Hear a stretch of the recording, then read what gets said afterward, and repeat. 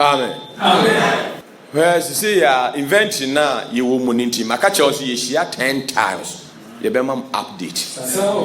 You are no tea and you be Yankopon actually. And in a Hindi, I'm a viasin in Artias, yes. Say Yankopon di nipa a co yam sumunina, one no more tias eco jimua, obi antias, yes, Yankopon fanyam suma brem.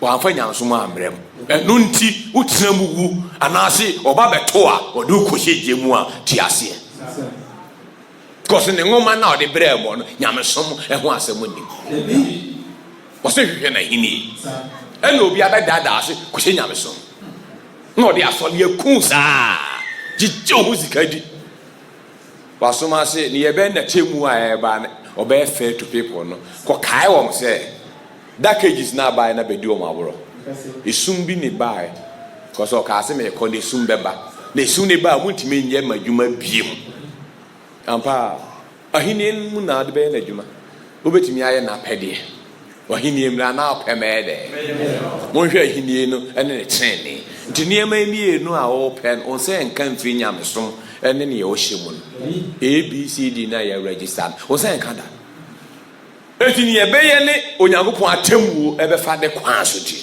kona koka kire o man ne se ni omotimu ni nyina no meba ne maduru hayia me de omu nyina ekogjem efi se atro mu na omoti na da mu na omwo se omugye ne ye o kan tum edwane a me de omfo so nyina be kire.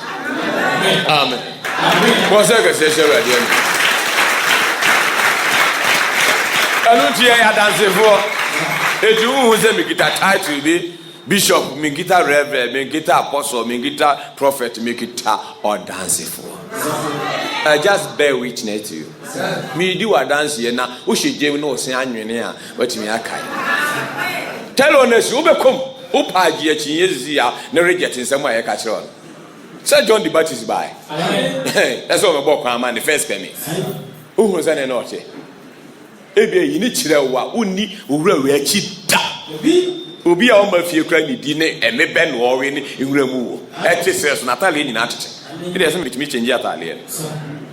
No kra go anya problem. O de tena ho e bebu aka sim. Amen. Amen. Muti enyanza. Kwese say ya atra ewiase di a ye di kan be ka kire o se o mo de hye bi ba bonsam epie. Tika na ni bonsam epie. Na lockdown mu na obewe review mu ewo Roman for us right down so etna cross also anya bibia symbol bia transfer cross symbols or de man nyamso nyina ne so pa ye cross eno ne asete ye din ne aka ni nyina utwamfo ni pa obi a eboto be o de cross mu be pa because omu di kodu o bible mu e di gina ho enti with this cross you conquer the whole world eti empower conquer ko gina so no bo na taba mu no tuko e amen bafflement so oba obeyi ni hu adi ene wasoma na abo COVID-19 aba ahudwuma abedim ene wahu ni etuem ye be bom vaccine be ka just enye vaccine ne oje ni wey tam no enye bia ne oje ni yellow fever na enye bia na emom ekrofo no adismant ade bi aliquid ade ekohyemu pepepe etim wawie enye just vaccine na ade na oye bonsam amen ni epese ka kire ono bonsam na ogina ono ana ogina ho o de ye hwa ade se yankuye ntemo a bo de mo ha mudi mani behu ade bi o be pie o timi mfa no hu se o be yi no hu adi na o be hu mo abebo age so amen o be pie na o be pie bia na onye papa ni ti na oni na onyam ne wa senti no e wo so ofira mo ani na mo adwen nyina na adwen abe waje man ne ne die ne ebe e na de ade na e touch wi afi obeka bibi amen is a robot no mo gina ho obi a wabo bibia and na mo de abase now they can control you by the 5G na is what 5G cellular they can control you nti ha ho ejin make a cho se obi abo tu no na o se afi no ati asempa no eti oba o ma ni mpa ebo munya de na me nka sikiti njire no o ma ni mpa ebo munya de ubetimi aka no wa no akaso ubetimi aso Cause all things here what you say obi anua or di bi wura wasom enu obi yosin si hu ne sa ene e sha ha no ai so bob phone with the talo ha na e talo now you see an sa na aso no kira odi na ede ne hye mu ede ne wo ho me see light pole na si won say eso na wire sinigu fa wo bokota light pole no ebe so na de na ade also bob what any meter ne transformer yen ya bie yani osoro nyansafo yen ye twatwo asomafo ni nyina mu a ye bewie adwuma nyakopon e de ba wiase ya soma yen fa ye ho ansie eyi ye ho akyere mu atamfo ni nim se ye na ye pie no aye din a ye kasa obutimi respond ye question o ma obutimi ansa na o mind be sua nyansa no abu akonta otene sofo na ono no ya te na hye ho a sika wo di wo ho nti ya mani sika discanifa edom ne brain aye di se ne sofo nkan ye eti wo te ho hwade ene wonne ene obi sa na hwe o ntimi nkan hwe ene o hye o aye se kura o hye bum krama o ntimi mpo ye o tivie ho ye de ade boni se aba me see Malaki 3:18 said it. According to Malaki chapter 3 verse 18. Osema mbese hu sunsume. Da wo trinini. Ni obonefo tem. Any obonefo de. So ponti we so ye bonefo a so anyintum. Okay, Erade say we the manenka. Nemu me be show up something. Na down at the differences in beba. If you obi be catch you obi si oyo de bonefo ana oyo otrinini. Nemu saa de na be pie no ene de be hu na etuem. Amen. So also Onyankopon afa. Asori ana okori nya asi Nyankopon no som no me be catch you say mo som bonsam. The whole religion we are seeing na som bonsam. It is none of the religion be na religion be. Obi anse no yoko na nano mo esom abosom no. Aya badu aba no mo nyina mo som abosom. Omo osom ahoni. Dikazani because omo nim Nyankopon di omo nam se badu aba ne so ene ehwehwe Nyankopon. Ena wo so ye de symbols ama o nam ne o hwie mu no so ene ehwehwe Nyankopon. O ti ho nim Nyankopon. Onim no. Eti humideni ne di enye Nyankofro aka me ho. Ubi se osofo na ogina ho adi we ahyese ne ho abobo bet ne egina ho ati fifire ko ahaba hana. Ebisa se ho na Nyankopon na onim no. Okobo yawe pepepe wo se dan mo chirisi na abo. Onya kobo se yawe eni Nyankopon pepe a dan na wo se mo chi ne ye de. Esi na abo. Bisa me question say why? Why ne say tweli ko Nyankopon oyin hu adi chira bra se Nyankopon de hweri ambo ana o say yin hu adi chira bra odo man ne ekoke na asase ese yawe ane awieye Yesu wayi ne hu adi achese woni Yeshua Messiah Yesu Kristo ade na akobo yawe ade na amotweri ambo Nyankopon abatu di ni oba woni mu because yawe ni mu na oma omrensem do nti wo de homede ya adwuma de yawe ne bata ho ena odi krem ishaka kiso di da amen eti yawe na chi no ena wo che se Yeshua Messiah ne banye nan eti yawe ni Nyankopon no ena Yeshua Messiah Nyankopon oba enye no wanya o chia no ene twedi ampon so ye hwan ne wo faase ana nana you are going to see something amen but say say man Nyankopon da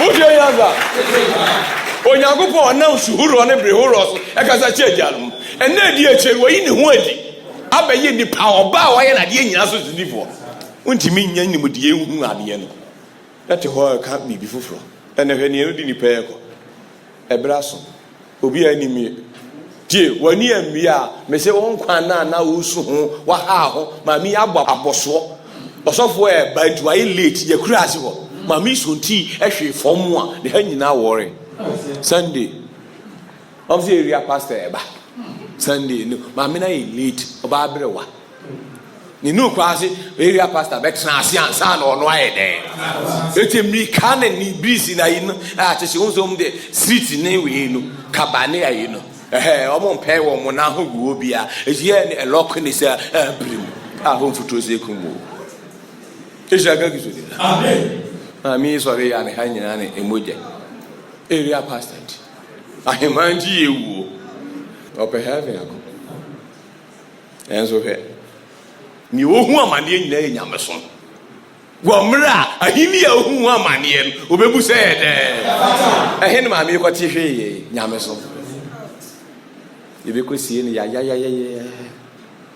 nti se awurade ya dom ne wa mamu nyina ana owo na asoma woje abra bo se awoto aso aka no mehunu omobo na magim wo de wona di kan ne ko enye hwe woni bo di pa ba wi ase ni open woje no ni open no wode ne be ni ode ne ya onko daji utimi hye nyankopɔ se ade no wanyeme maame wanyeme nana ene wanyeme eno fa wo ho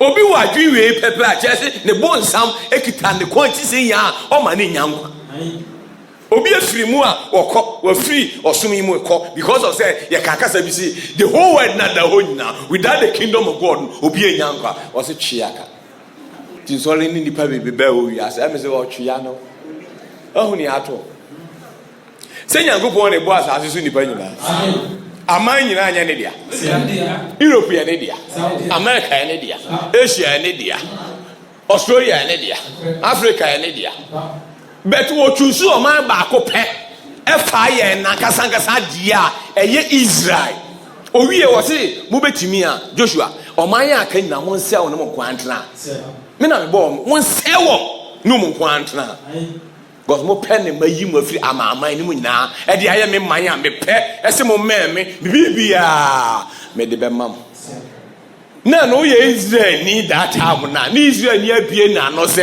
e hana dwen se ade ni ama nyina nyankopɔ man ni wa choose ye Israel pem nti me de me nti ase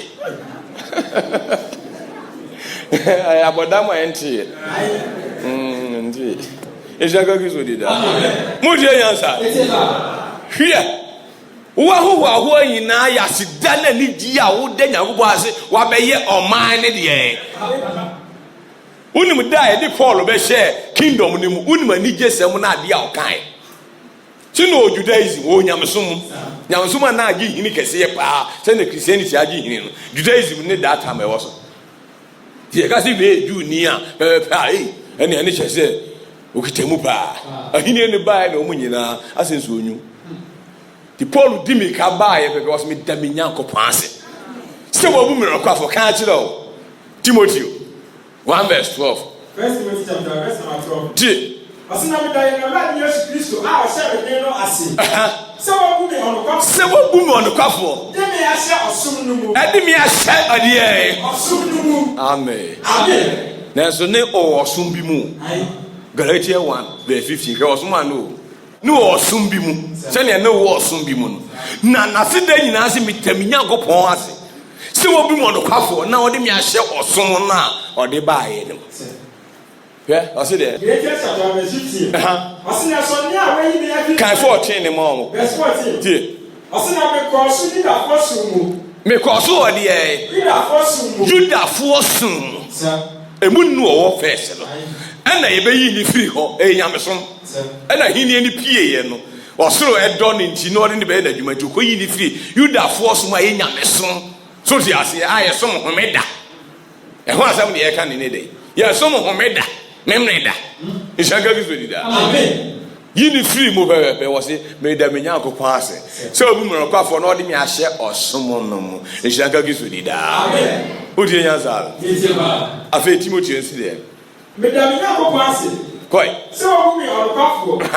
Edi me ahye osomo no mu. Osomo no mu. Sa. Tie. Ntu aso no. Me hiro ade. Asemi aka me ye musubofo. Hwe, obi a oye nyamsom ni ohun se obu musu. Ai. Oba like ma ohun si ene ma we nyina ne enye papa ne no ye.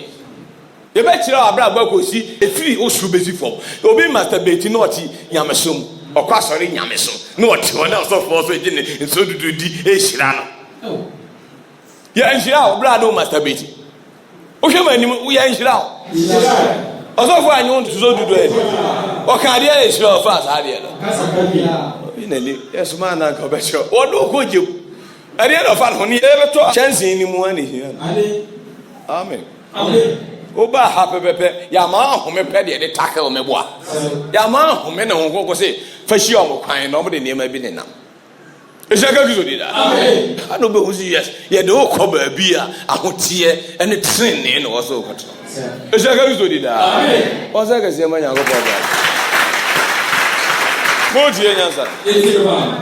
And you have 2 Corinthians 7:1 and quantum. 2 Corinthians 7. Verse 1. Verse 1. What's it?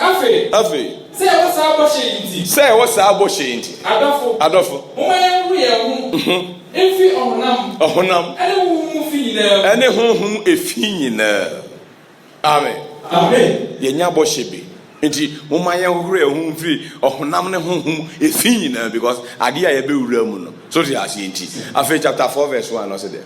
2 Corinthians chapter 4 verse 1. I say Eiti. Say what's our osum. Say what's osum no. E different. E was e differentiating. Say what's our osum nti. Say ne we hu mo bo na dey. Yeah, pa ma obi anya dey. Empa ba. Amen. Wanya osum a idi mu. We ni Nyankopon osum a odi ba wi ase. The kingdom of God.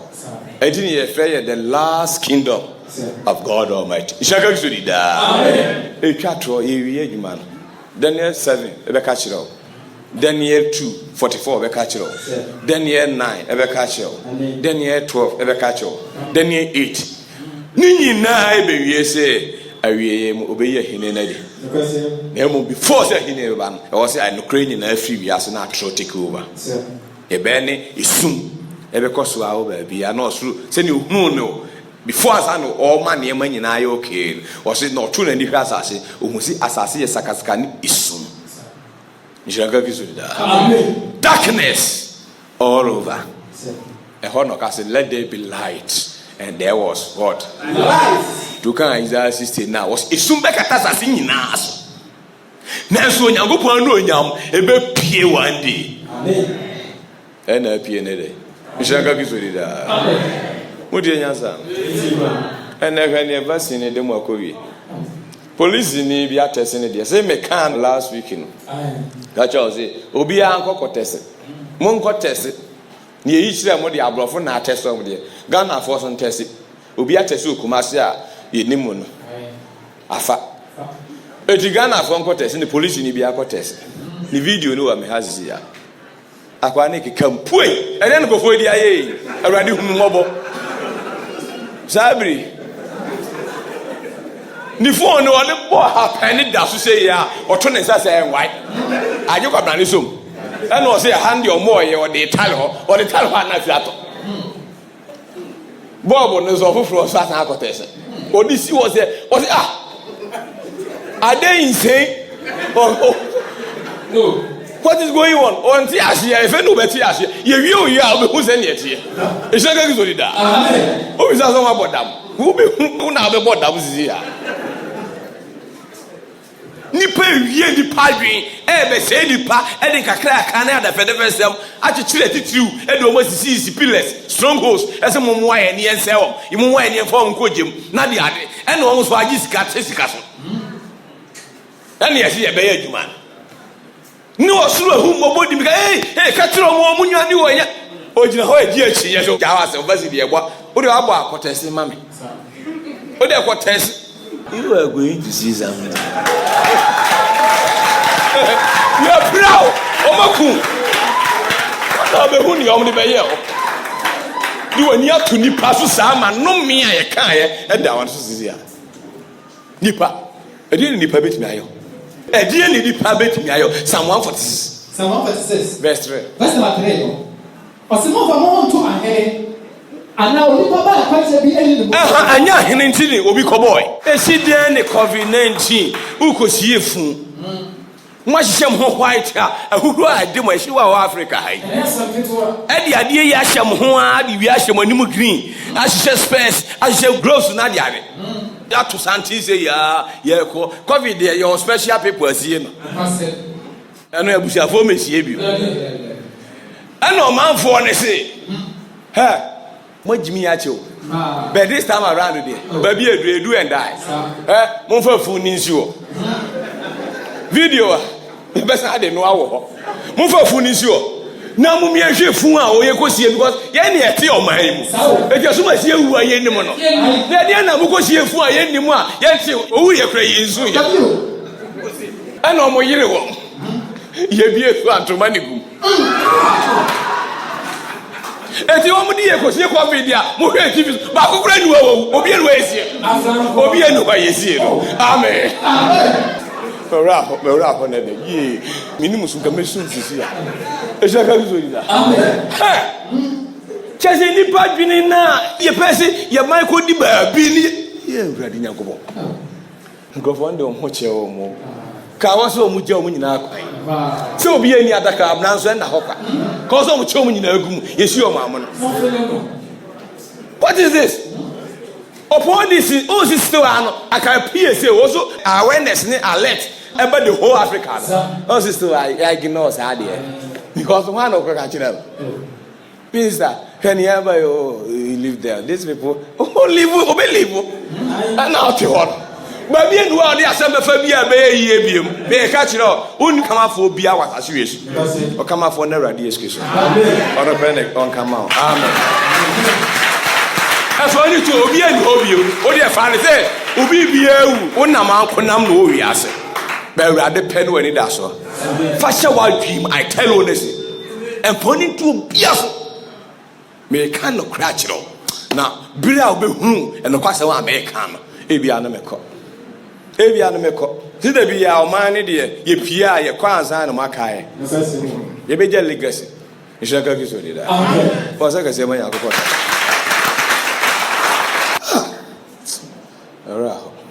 Asem we are no se aka na bia de hye nipa na de ya enso hwese ne me da fa san akofa mranse hudo abetwe yeso a eno so akofa airtime ambre wa nka wo timu a wo de ne o ka bebebe fa ho nyina eyi ni security so anadwi wakowo me deni na ko ese national sunday law wako se we de enye no an na emu national sunday law ehihye bi ba e beka so obi an kokosi da so no e de cheso waje sesese. Amen. Amen. Muti nyanza. Na obi an kokosi da so mu a bibi e de abehye o. Dabi.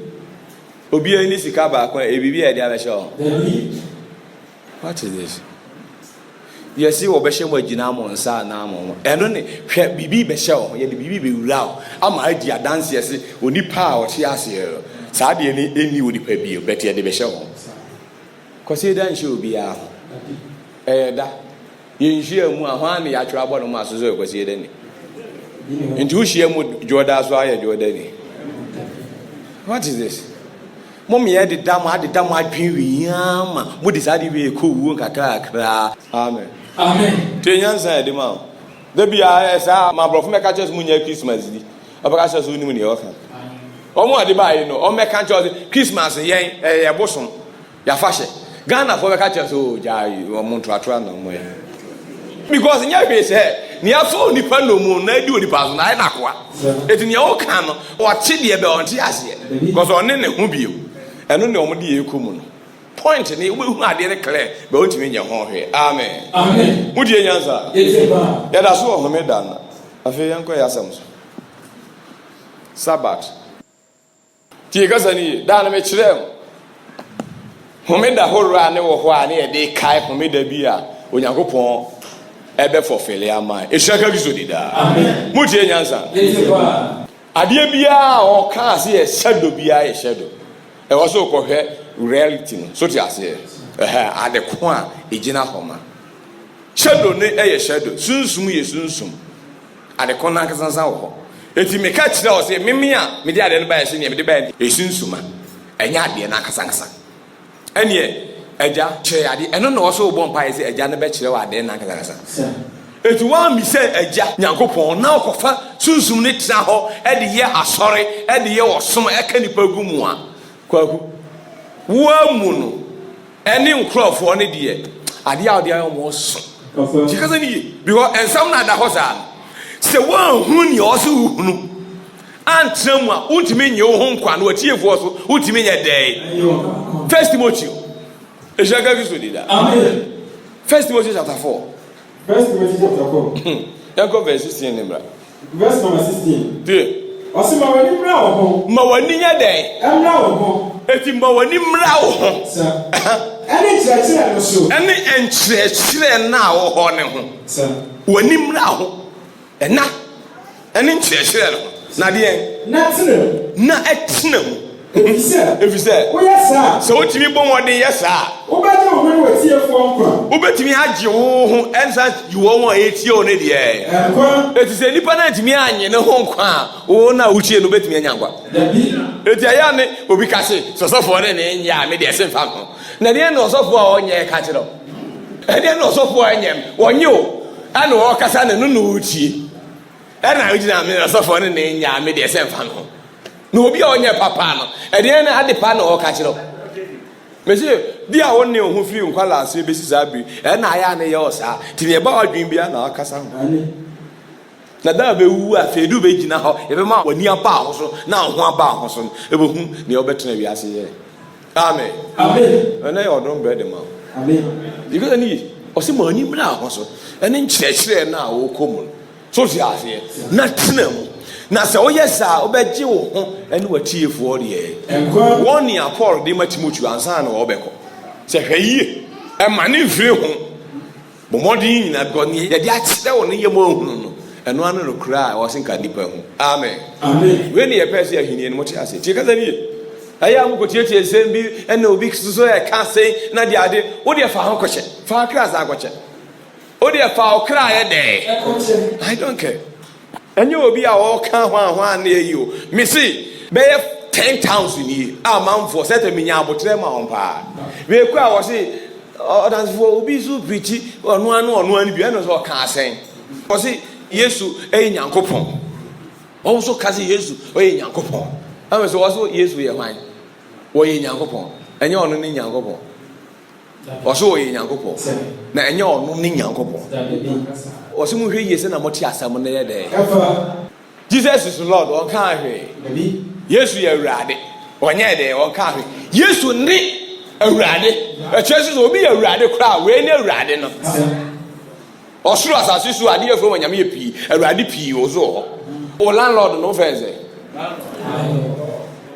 judge na ɔte hɔ fɛ sɛ ne twi ne yɛ dɛ Miura Mawurade Lord yɛ Mawurade ɔde ase nti Miura sɛ Elizabeth ɛka se adɛn na Miura so te ase ne na ɛba me nkyɛn my Lord so te ase ne na ɛyɛ Mary ba me nkyɛn eti wobɛtumi aka woka ne Miura a ɛkyerɛ sɛ Wawurade nhyira ka so de da enti ɛno nso bɛka ne sɛ efi ankyɛ ɔse w'ani a kyerɛ se dɛ ɛno ano no eti ɔka me se kosa kɔtie bi mbra sɛ ɔbɛtumi aka sɛ ɔno ne anaasɛ ɔbɛka sɛ ɔno yɛ ɛno yɛ deɛ bi ti mu bɛsi saa bere duwo ma ni bɛka kyerɛ sɛ Mary the mother of God tuti yɛ pɛpɛpɛ ne sɛ bɛwɔ mafoɔ koraa gye ti sɛ Yesu Kristo ɛyɛ Nyankopɔn God sɛ the mother of what God ɔbɛkyerɛ capital agye because ɔde kɔ Trinity mu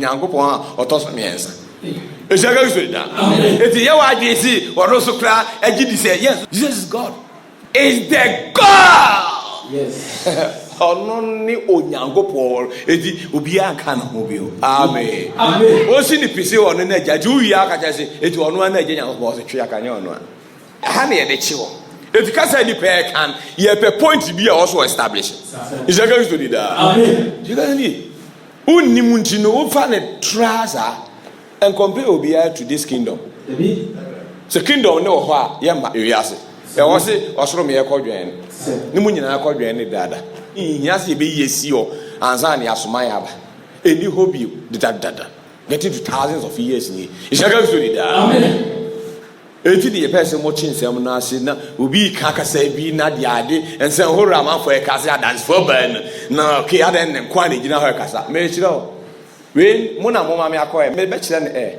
kai mi secret but mɛkyerɛ ne akyerɛ ɛhyɛ ka Kristo di da amen o tie nyansa ɔsoma Paul ne Barnabas Nyankopɔn adwene mu no ɔmienu na ɔbɛsoma bɛ onim wo a wɔkasa no wo asɛm ne kita wo na a wɔbɛkasa adi Nyankopɔn adanseɛ no ayi Nyankopɔn akyerɛ no so te aseɛ wo bagya nea ɔno ɛba bɛdi wo adanseɛ He is coming to witness you.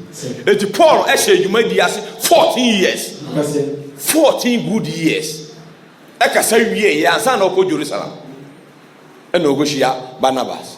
Ti don ni hu kokọ ka che se Paul ene Barnabas ene mayi omo amesmo amam na no akoye adwuma na wie. Nti just overcome ho say witness. The fe obekọ ama nipa nyina hu say osomafo no. So ti ase ni oba ya asoma no.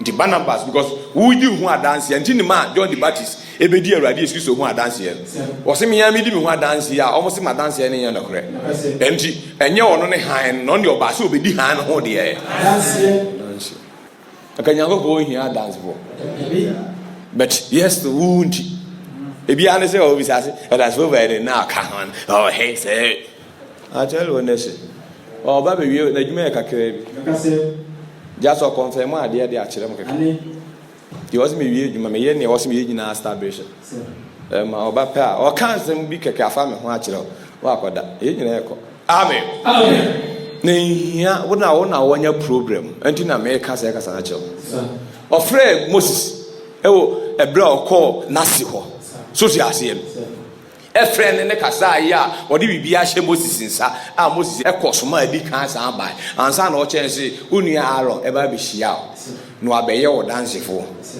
obeye odifu a ono na ebe kokasa wa no ayi wa kire Israelfo Misrim amen na so ni Moses wa friend de ne ma nyina na kwa bibia a kire ne miracle odi pomane be ko nyina ne bibia se na urade ya de ni obeye na dwuma na ebeye na dwuma wo ye different ansa we no ababe otu ono ba ne ho adanse na obedi ono kro meka hwe ne ho adanse ne yasoma no ho adanse na ono be de to join ba be di awurade esiso ho adanse ono otimi ne ho adanse oni nsem bia obeka ama nipa follow nemo obeyi obi na ache oyi pe akoda ejaka so dida amen se ni nyagopo esoma eju oba osoma di oso no 17 no osoma 22 baako kwa a confirm ne o kana che no no ti boye che o ka bla ne na ho so no so ya dance for boy o asemo aka uni mi nyagopo shia no o be da dance for boy tibeli enipa aba me nche ya so kito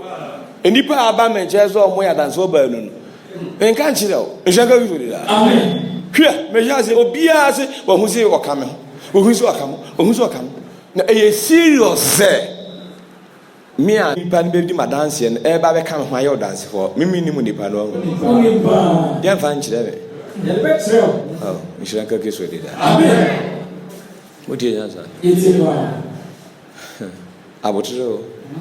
abotre me ye ne dia so be hu si ne ye ne dia so te hodi ono ko nya wo e because ni za ne te me ye ne dia no e to da ya no nya wo e ono ko nya wo e go mimi akaza de wa ne menya wo sanity Jeremiah de wa no nya wo Moses de wa no nya wo o he ni nwan na se nwan ne oto hye ne so David de wa no nya de Paul de wa no nya de o kwaje nwuma o ko de asonafo na adwuma odi okose wo eti Peter de wa no nya wo oto na se na de ade eti nya obi na ebe tena ho aka se meye abeyi ebe kire se fa me ka ho na me na meye ejanga gizo amen o se ka se wa ya ko Sabbath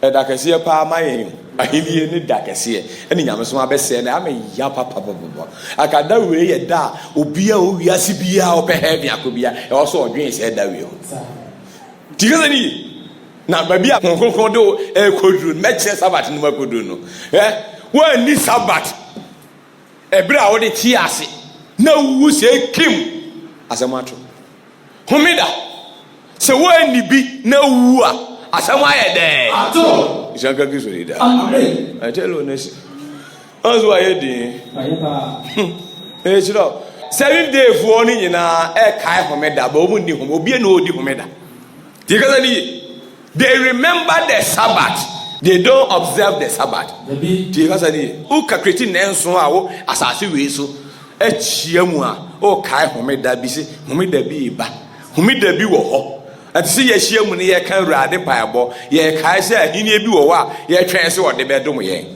ye gya wo so de otu ahini ye de eti ye kan ye kae Nyankopɔn so ahini no ene ye hwɛ kwan be ye nsan kan eti yo mekoso abo se empire obi ahia mu 7th day bia o de kae homeda se homeda bi wo ho ensere se Awurade o be hye nkom ato Isaiah 56 ese ne kwagye na ba afi omo a kae homeda ni nyina no so ti ase o be dom wo nhaka giso de da amen ho ne ye na ye beko nhaka giso de da bo se ka se ma Nyankopɔn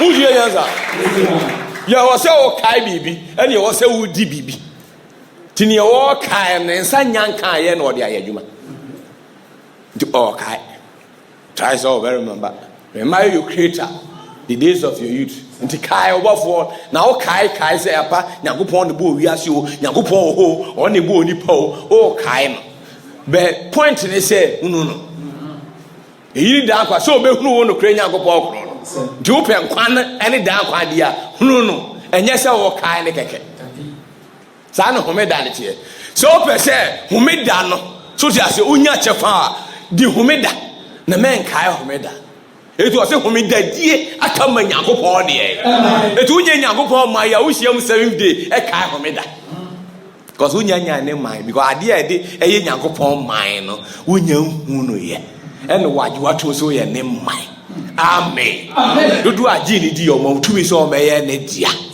isaka giso di da eti ade na o se uhunu gidi no wa hunu a otwe mu ten onya ne de na unim Nyankopɔn ye de ne man oh say that ye oni mu Nyankopɔn but o ye de ne o so kemusi o Nyankopɔn man asem o dwen ho a o te ase hu Nyankopɔn wate Nyankopɔn so hu o se wo mu nyina be hu me afiri mu nkuma mu akosi de e ishaka biso di da na mimi be ye o mu Nyankopɔn na o mu so aye me de e efi Nyankopɔn be ye o Nyankopɔn ebra wa hu no o be ye o Nyankopɔn o be gina to se woni mi Nyankopɔn na ono so aka se ene wo so ne me man amen ene Nyankopɔn aba wiase ade a ode anoko ka se o Nyankopɔn ayi ne ho adu ohonam meme dani anyina ntom se Nyankopɔn na ayede aba wiase tigana ni oba be for fere mra no na difo no etu oba ma yenya kwan akodi homeda na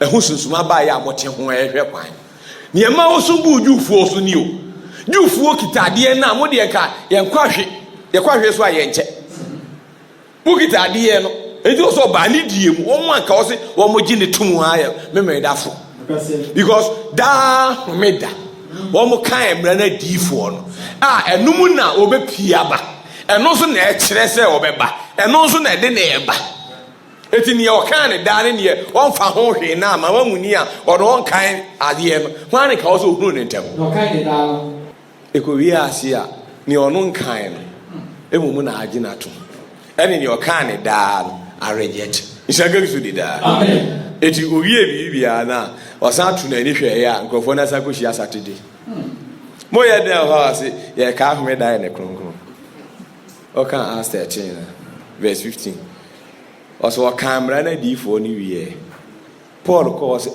ena o so mo ja no mo nim chironsem na o mo kan ne da ahome da no ena di fo nsem ne nti o mo nim ishaka so da amen ti ka ni yo se o kan enwoma no keke na wonti ase a se ne yew eti ade na for fair but so I will repeat it chiramamfo o kan de chiramamfo dida me kan kasa bi chiro se so obi nim na okwa ho hiam na o kasi minyankopon ade ti ni wagya me a o yi nipa a o chi ho se a oba o ne se o chi wo isi a pe a obo musu why because what say wo de minya o Hebrews 13 wo de Kristo Yesu eba ono na eba sa period ndisu a don ni dusu a ye be deny no so they say ye be reject no ye be yi hu afiri ama aka ne nko a won be nya say problem no ya twira to ne so a obe fofere onya fofele wi a e wasa ona da ho ma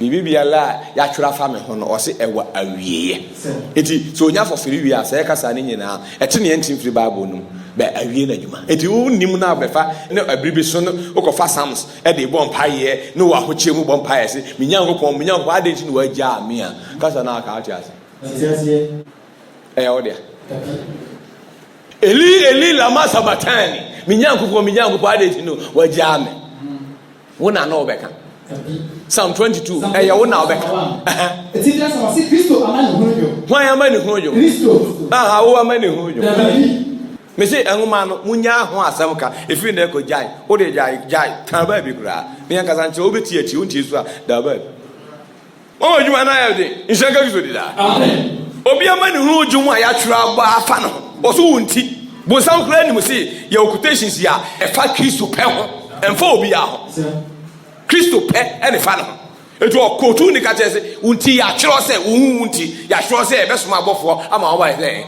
abeso no na ampitebo unti ya se unti o si Kristo unti amen na no wako hu za de na wo so atwiro se obesoma obofo ama na beso wo so wo na beso ana si Kristo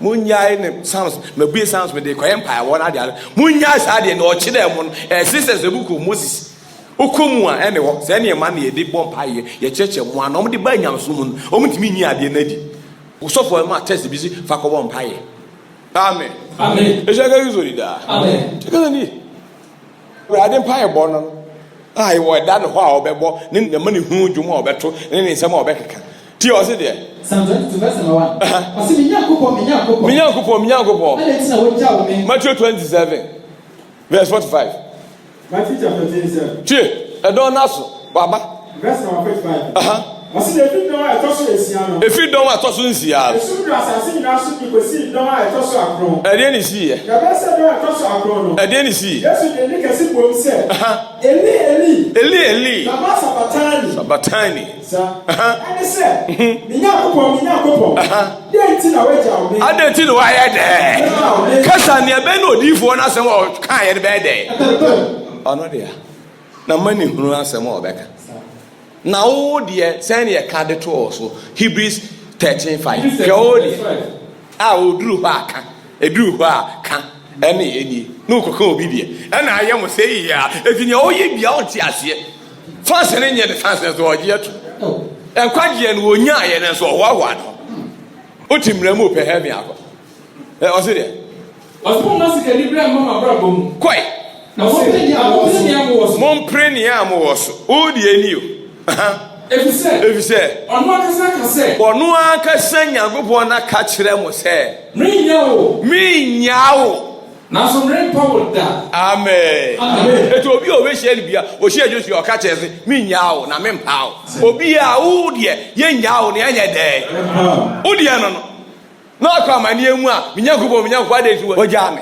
waka Joshua wo ja dabi cause wo hu se asem bi da ba bi anya wasem amen emra ne ho nsem sei na aye de akoya amoche homeda bi apie aye de kire homeda bia kasan se nyagopon adwene mu ni tirimopɔ ode be ma nipa kra anya ahome na saa ne wo ho anka enye ne esiye na anka hia se nyagopon ebe ma homeda bi ho asɛm ne ho nkro no ba ye de aba ne mo bibiesi ama ya se homeda no e wo de God of Eden homida na so kire nyina Sabbath na rest say ye mpese onipa bia ba adwuma nyagopon ye ne ma nyina ma onipa ha no ho nya hwe biu amen rest home jai bibia ye home no wo ye adwuma ye ka se home a o ye adwuma eti Sabbath ye nya adwuma ne Sabbath na o kan ye no na o de kire bibi da obo anyema nyina wie no no nipa anya ho nam tie kasa ni na o ye okra etu o de okra na e kasa etu o ye homida ne ma okra in the God of Eden no na okra na wasiesese okra ne metna ho no onye den ohome nshanga bizudi da amen die kasa ni okra ne be ye okra tiaso a o metna ase no onye den ohome ope ena o ye sa de ne man ba BBC ye ene ye pam okra ne free the God of Eden ede ne ba asase wi so enti homie no enye asase we so ne ye be home nemu the garden of what ehon no so nipa home eti so nipa nyanko the garden of Eden back ya ohome anye dey eti o ka cho so we obre ne da so obre ne ye dey wonti adome asase ni wani mfifrem na be sam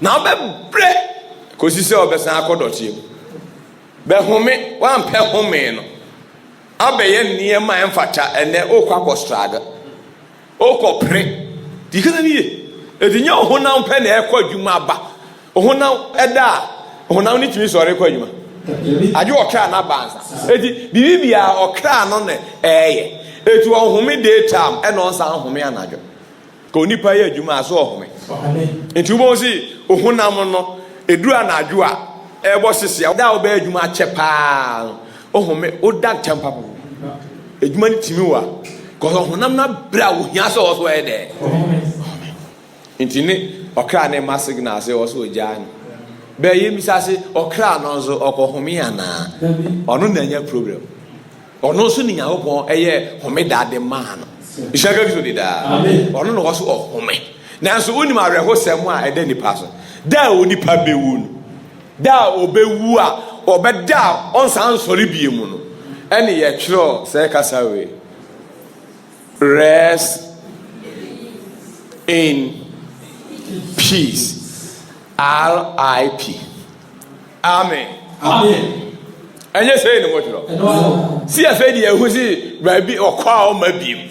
Just say, what's I may you may be while home. Amen. Amen. Near to our church, I do, and they say, the Honam sorry and call the Juma oye. The Honam sorry and call market. The Honam and 2 pine. And no now what they kai. Be whom or clan a son or home.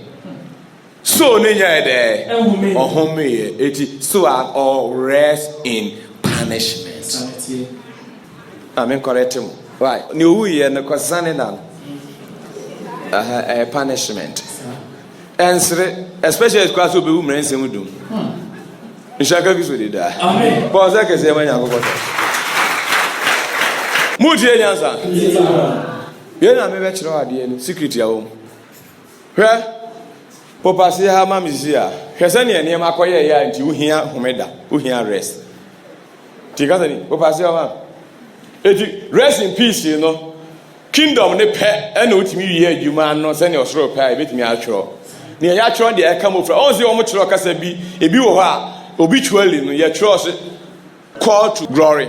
My God, ya fe ne call there kan 1 Peter 5 ke ba bi a hwe ade ni nyina wa mfa asase we so ansa ne da obi aho no ye de ato so pepe a ye sro twi mutie ni ye da wo da ho no ye ka bibia a kire wa enya dwuma biew call to glory no e wo so ye call right now ansa ne wawu ansa ne wa da ho a wo sori biew owo bi wo ho a wo so odipa ewu anu ti Kristo besi ya na mu ye se wanya se owo no esusu aso wo wabra mo mu ansa.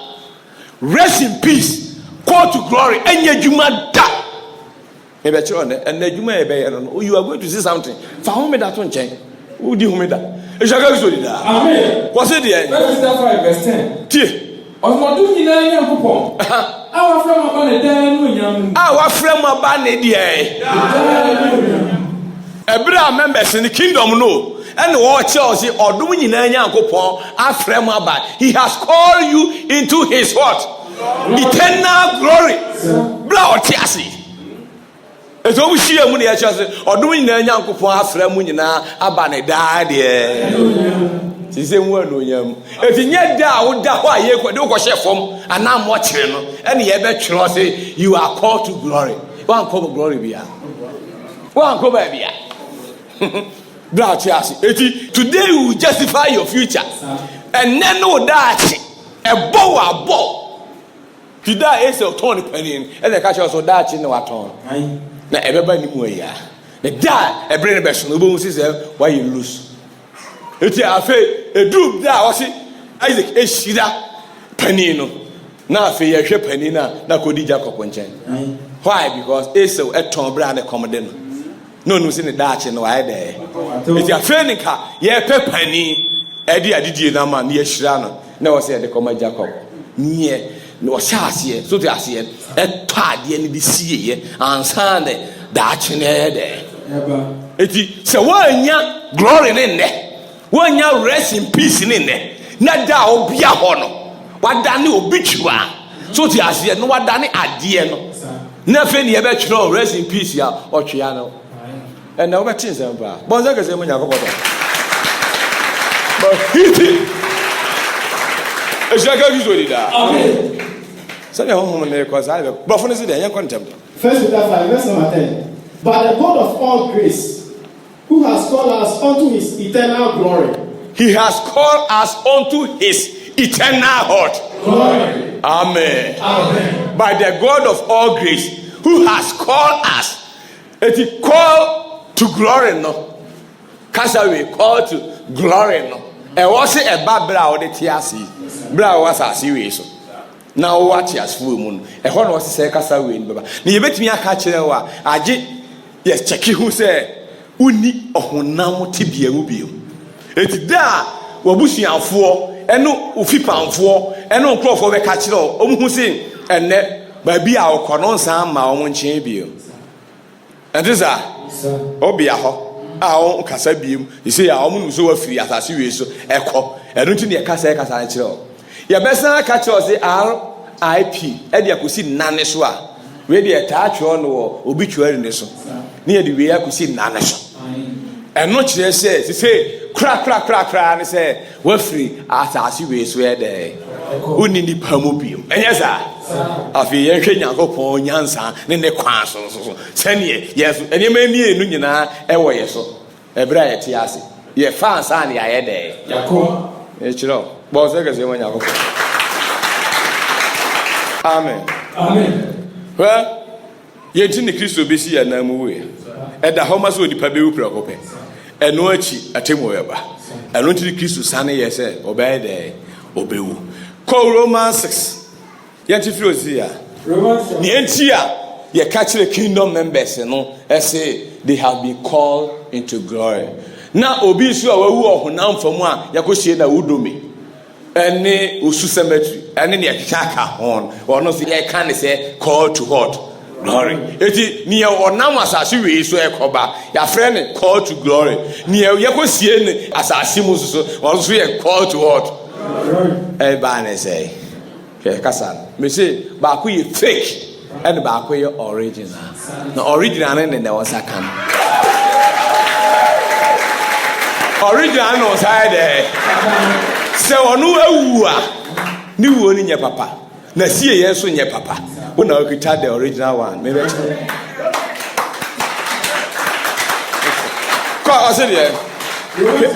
verse 7. Young content. Verse number 7. Dear. I see if you said, near wo no. Yeah, bunny be my free sir. Quite. I say, any Christian who are. Say, any Christian a day. Ujid Etumza. Ujidi. Are you sure? 2 Timothy 2:11. 2 Timothy 2. Verse 11. Verse 11. Menchawa. Say, I'm passing any we are. It is so you to say only Christian. I am pa. Galatians 2:19. Confirm the time. Colossians 3, verse 1. Galatians 2:19. Verse number 19. What's it? Na media. Minam emraso mawu mama de. Ti ka sani yo anything ye de ye ko ba bi me si jamna sam de ye ho adwuma. Wo de won be ka ni nyameson fam. Be ahinie e ma ne haw. Enya problem wo mensam do ho. E nyameson de ya. Onwu ye. A man at the corner, it only Christo and called you Alice. Or that's what to wear a king. And since then, you for a tracy, Messiah the Bebano. What I say, it won't cost one chair or ban a second cabin, or bar almost uncoaching in Kuno. Now, almost Anya, Chafani, you are going to see something. It's not going to do that. Amen. O Jane done a child. What's it dear?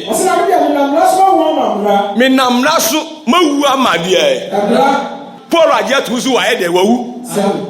na matrase mama Onyankopon ni ebe ni betimi atena ase me nkwa na aka na ma hwan Onyankopon ose wa bom ni Kristo asendie enne wa bom mi ni Kristo die asendie enye no ni kun no mo bo sa ke se ma Onyankopon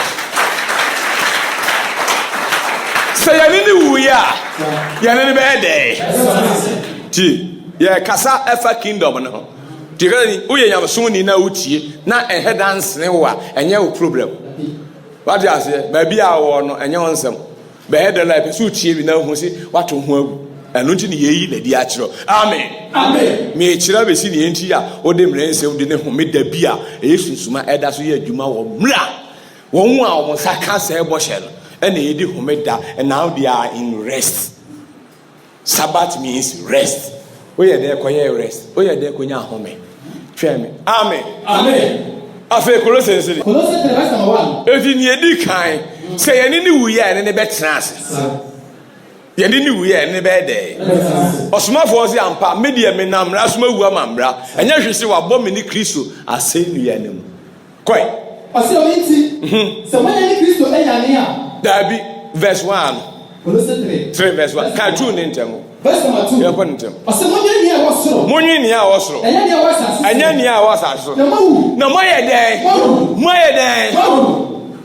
Ojitu. Ojitu suwo. Ha. Sigaza ni yo. Emfa nya agudie ni kasa we wa ante ase ya wie adwuma. Ma wie ma horo mensa. Utumi na ene se kasa we. I tell you this. Me kan sem ni nyantini honhom na etimi connect with you because on nyintumu dia enya adwuma. Because any asempa ni nyina 1 Corinthians 15 verse 1 ahani nyina 1 Corinthians chapter 15 asempa the whole gospel ni nyina asekire ni verse number 1 one tia se bi ase anuano me mama hu asempa me ka mo ye mama hu asempa ye ka ya odi meka ba da we mu na wo je nso na ogi tu mo na wo gina mo nso na ne wo gina mu a ye ka bi bia on tia se ene se de no na wo so ni mo kwa nso eno so no na mo je on kwa se wo so wo de ne se na me ka asempa no a I tell you this se wo kura mu dindindin se ne ye ka ye na ene no ene no anya sa na ma je di kwa ene na ye waste wotie kwa wogi di bewura mu kwa onye hwi emfa so pie ni so ene se de na sama edikan ensem no nyina na edikan ni a be su nya ya me de sha mo nsa ni otufo nyagopo prepare me de bi ba wi ase awie ebri mu e de ba me ameso de ahye onsa ase kire ni ene se ya body nti Kristo wu ya body nti Kristo ye de wa ye de Kristo owu nti owu oboni nti oboni nti obi abewu koi sanya shawsan no kama sanya chone kae na wosie no na second ye dey wosie no asie no ko na me nansa oh sorry wonyane no oh sorry amen eti ubewu Kristo bewu asempa ni o ni ye dey ko heaven ni anu ti no benya call to glory no what you say wonwu a ye kasa we nkyiro wonwu ye a ye ka for obi Peter ko try ba bi onwu ye wote ase na onam ho kwesi bu onfu anye wa dia adam mi ewufo on ka se nkyiro anasi sako ne ko tworo ni din wo awudo me ho masa ani akasa mato mako hu mi din wo awudo me ho amra bi so o ma tworo bi di se asa bibibia ho no kwa ye sa ensemfo no on can show us. Well, no so anya dey on course HBM. Amen. Amen. Tie. Ya born into Kristo wi. Osiwa na mu wi. Eno nti etwa se wo se owo na ko odua no so wu moja na de ade ya no. Wo ma anko ne sa, wo be ko ne honhu. O be ko o ye the last of be go da o ma wu prekope. It was sa owo no yi a wo na wo be ko mu no Kristo be yi free ho ma wo. What you say? Ni bu ni fu no kese wo.